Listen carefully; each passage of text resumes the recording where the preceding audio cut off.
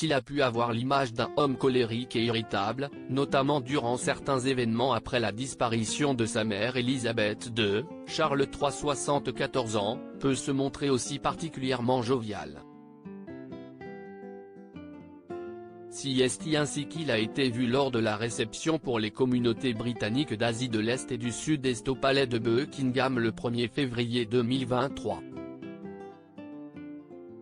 À ses côtés, son épouse la reine consort Camilla, répandant aussi sa bonne humeur, mais également la sœur du roi la princesse Anne et son frère, le comte de Wessex Edward.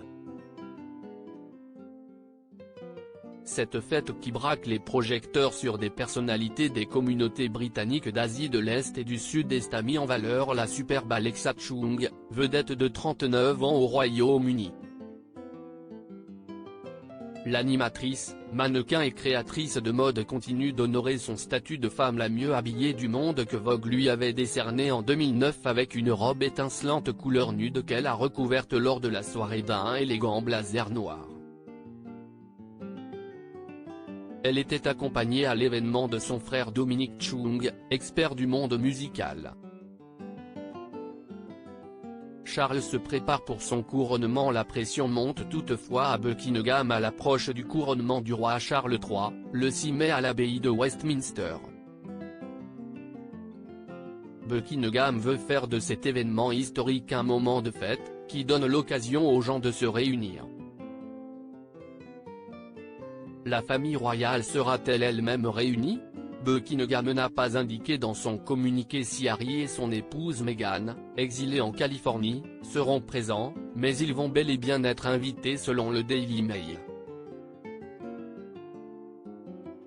Le palais n'a d'ailleurs jamais officiellement réagi au livre explosif du prince, Le Suppléant, publié le 10 janvier, dans lequel il porte de sévères accusations contre plusieurs membres de la famille royale, en particulier son frère William et la reine consort Camilla.